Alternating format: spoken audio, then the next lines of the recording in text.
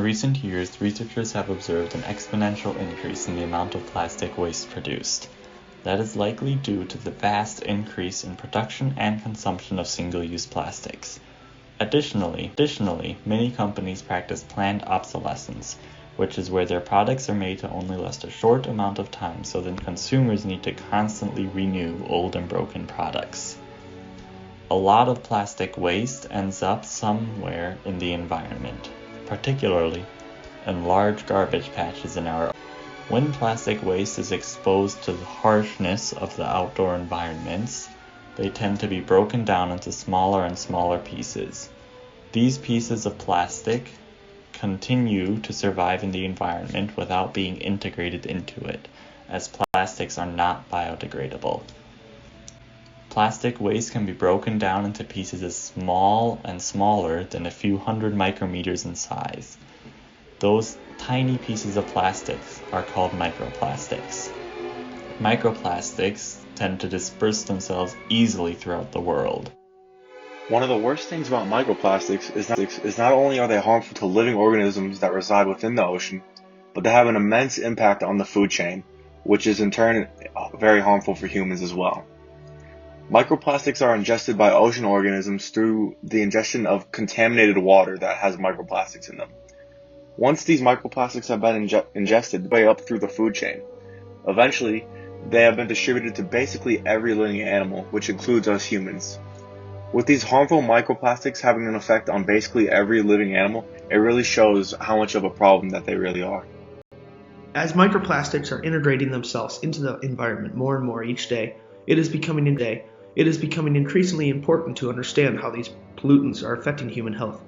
As the quantity of research done on microplastics in the human body is steadily increasing, scientists are finding these small plastics in more human organs than what we previously thought. Due to their size, microplastics can be ingested and carried then throughout the body, through the blood. We are starting to see microplastic concentrations in areas of the body with high blood levels, such as the lungs, the heart, the brain, and the placenta of pregnant mothers. Among those tissues, the placenta can be even more problematic due to the fragility of the fetus that is held within it. Tests conducted throughout the past years show an increasing concentration of these plastics. These tests have also shown that the microplastics produce localized toxicity. While we still have a lot to learn about the effects of microplastics on human health, microplastics seem to have a larger effect on human fetuses, which can increase the rate of birth defects and miscarriages. Microplastics is an ever-growing issue that is beginning to affect all of our oceans today. There's large accumulations of plastic waste in patches all around the ocean, breaking down into the microplastics and eventually entering the food chain through fish and other marine life. They're entering the food chain, and these toxics are causing a disruption. How are these plastics even getting into the oceans? The fishing industry is one of the biggest contributors at about 18%, from throwing their gear and fishing line into the ocean. More commonly known is beach litter, making up almost 80% of plastic debris. This includes plastic bags, milk jugs, plastic utensils, and much more. Now, how can we help? Well, first and foremost, we need to stay informed and learn more about how we can stop trashing into the ocean, specifically with the fishing industry, but also just picking up waste, whether it be on a walk downtown or at the beach. Every piece picked up helps. In 2013, people started to realize the problem of using rinse of plastic microbeads, and some cosmetic manufacturers began to remove them from their products voluntarily.